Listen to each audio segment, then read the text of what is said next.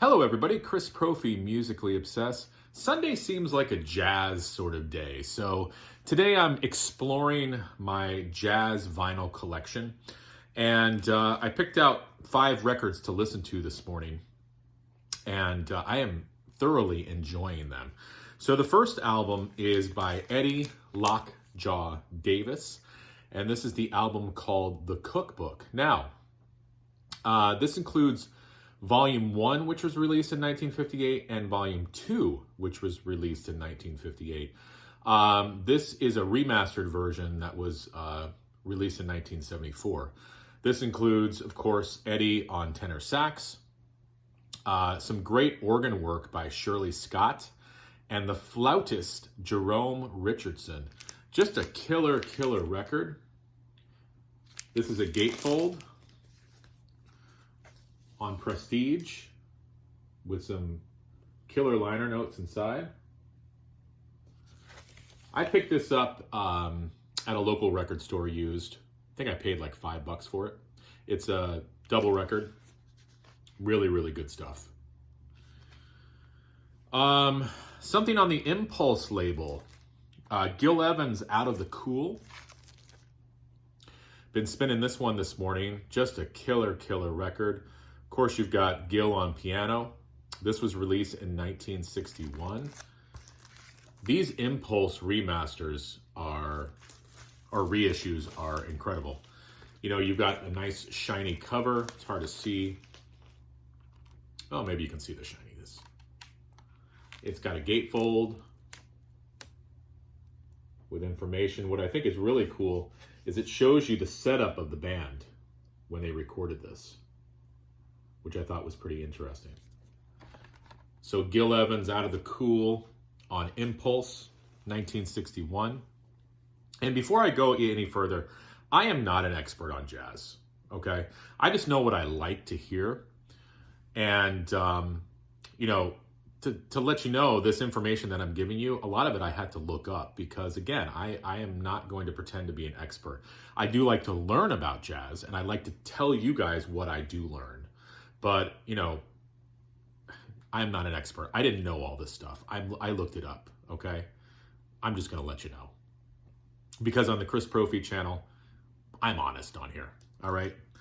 Now, if we're talking about, I don't know, metal, I'm pretty good with my metal. Black Flag, punk music, SST stuff, I'm pretty good with that as well. I don't need to look up a lot of information with that. But when it comes to jazz, you know, I do have to look up some of this stuff. So I just wanted to, you know, full disclosure. The next album by Donald Byrd. This is called Chant. Now, I'm going to show you a couple Tone Poet releases. This was recorded in 1961, but it wasn't released until 1979, which I thought was interesting. Anybody out there who knows anything about this album, let me know why it took so long to release. Maybe it says something in the liner notes. I haven't read the liner notes yet. Of course, you got Byrd on trumpet. Herbie Hancock makes an appearance on piano. Anybody who collects these Tone Poet releases, you know what I'm talking about. These are just beautiful releases. Again, you've got some nice shiny covers. The cover is nice and sturdy. You know, you got a gatefold here. All right. Just beautiful releases by Tone Poet. So another Tone Poet that I've been listening to today is Art Blakey and the Jazz Messengers. And this is the album The Witch Doctor. Okay, this came out in 1961 as well. So these albums all came out around the same time. You've got Art on drums, and Wayne Shorter makes an appearance on tenor sax. And again, this is another Tone Poet release. I love pulling these out of the outer sleeve and just taking the whole package in. It's just amazing artwork. It makes the listen so much more enjoyable than just streaming this. I mean, holding this record, looking at the liner notes, pulling the record out, just a beautiful package. Art Blakey, Jazz Messengers, The Witch Doctor. And the last one I'll be spinning on this Sunday, I gotta show my main man, Miles Davis. And this is an album called Merci Miles. This is live in France in 1991. This was his final tour. And this is the first time this was ever released on vinyl. This is a double record. And he bangs through a lot of his later tunes. Like he does a version of Time After Time on here, Human Nature, Amandla, you know, some later stuff. And just a great record. This is on, let me show you the record here.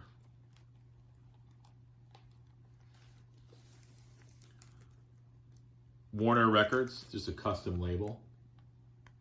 There's Miles right there with his cool glasses. I mean, don't we all strive to be as cool as Miles Davis? I mean, that guy was cool. Just, if you look up cool in the dictionary, there should be a picture of Miles Davis.